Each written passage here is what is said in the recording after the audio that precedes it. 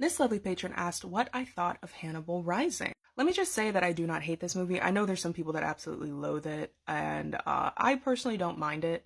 I like me a good villain backstory. I especially love a descent into madness. That being said, this movie's like a 4 out of 10 for me. Like, it's just so long.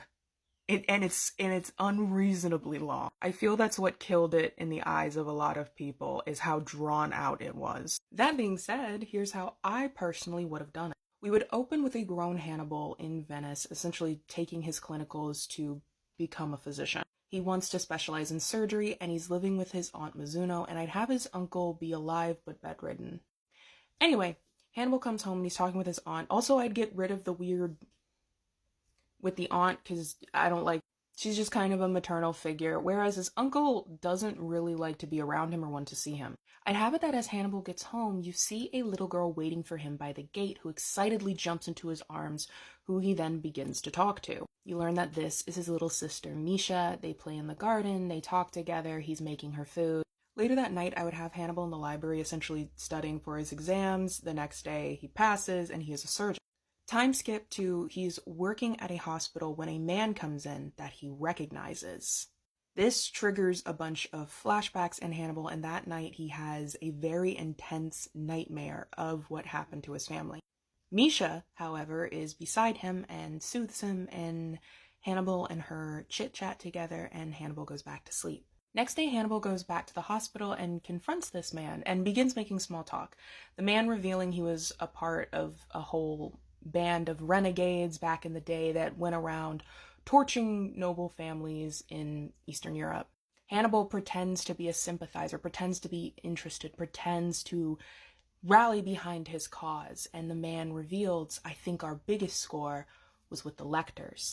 The man divulging what they did to Hannibal's parents, as well as, all of the staff and the home itself, and Hannibal asks, what about the children?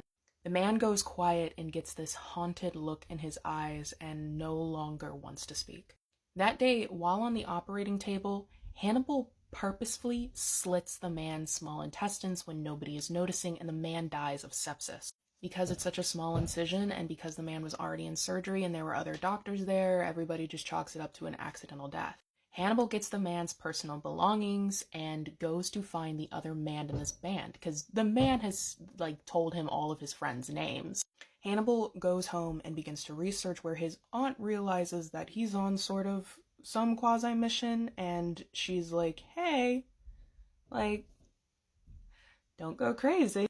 I'll also have it while Hannibal's researching, Misha is there, playing on the floor or sometimes sitting next to him.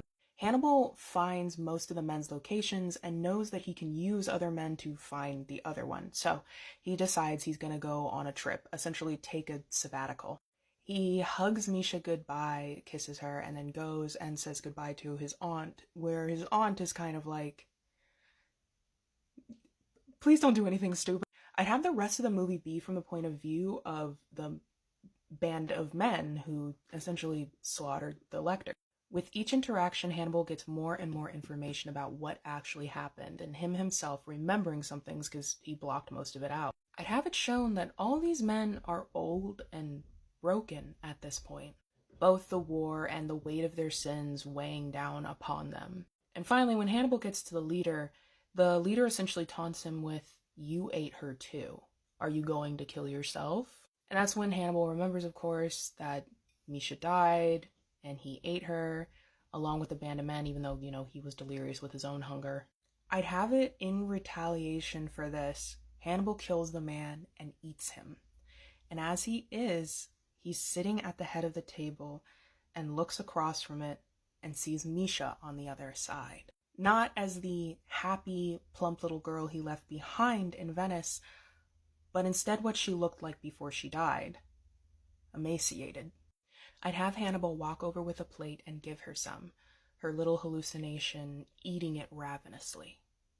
I'd then have it be revealed that the leader of the group isn't truly dead, and instead Hannibal has essentially taken his arms and legs and has left him alive. I'd have Hannibal dragging him back to Castle Lecter and locking him in the basement. It happened that this is where like everything went down back when Hannibal was a kid. Hannibal goes home to Venice and he is greeted by his aunt who looks haunted.